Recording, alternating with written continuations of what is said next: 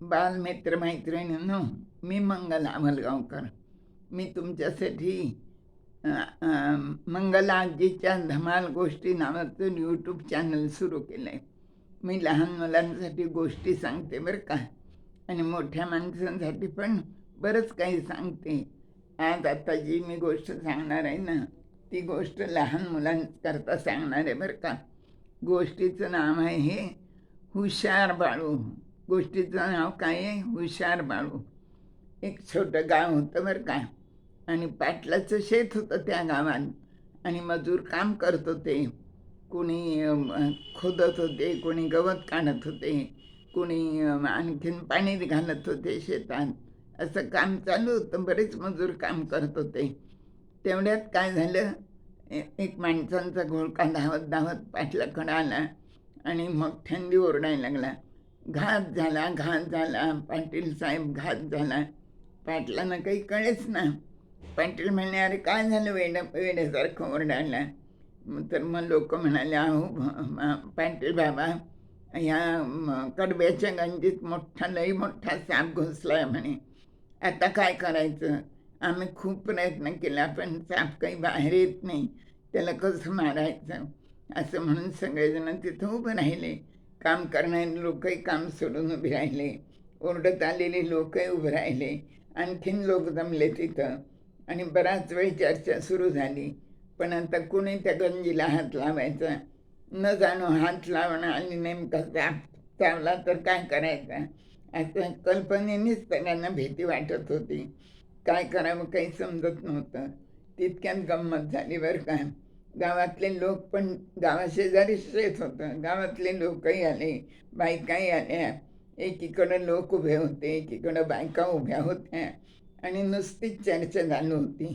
कुणीच सापाला मारायला तयारच होत नव्हतं. तितक्यात काय झालं, एक 11 वर्षाचा बाळू नावाचा मुलगा धावत धावत पुढे आला आणि पाटलांना म्हणाला, पाटील साहेब मी मारतो म्हणे सापाला, तुम्ही काही बी काळजी करू नका, असं म्हणाला. सगळ्या गर्दीला आश्चर्यच वाटलं, हा एवढूसा मुलगा आणि कसं काय सापाला मारणार म्हणून. तेवढ्यात बाळू पळत पळत घरी गेला बरं का.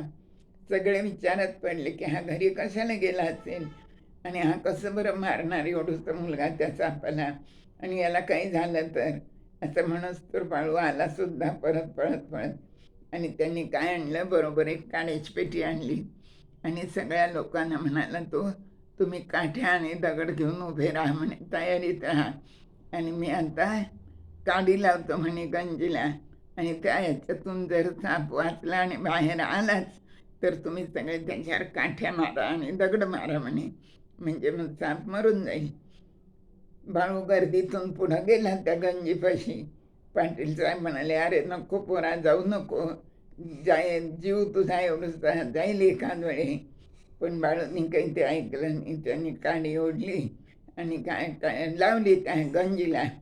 गंजीने ते म्हाच पेट घेतला बरं का, आणि गंज पेटली, धडा धडा धडा की लागलीच. त्याच्यातून जाळात अडकलेला तो साप त्या जाळासहित बाहेर आला बरं का.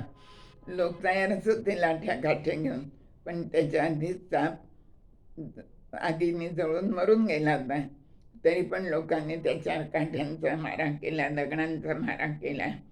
आणखीन अशा रीतीने बाळूच्या युक्तीमुळं तो साप मरून गेला आणि सगळ्यांच्यावरचं संकट टळलं.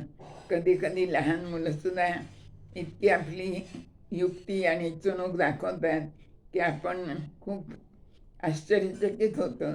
पाटलाने त्या मुलाला जवळ घेतलं आणि त्याचं खूप कौतुक केलं आणि त्याला खूप मोठं बक्षीस दिलं. असा चुणचुणीत बाळू, हुशार बाळू बरं का. मला माहिती आहे तुम्हाला माझ्या गोष्टी आवडतात, आणि तुम्ही त्या ऐकता सुद्धा आणि ऐकतही जा. धन्यवाद.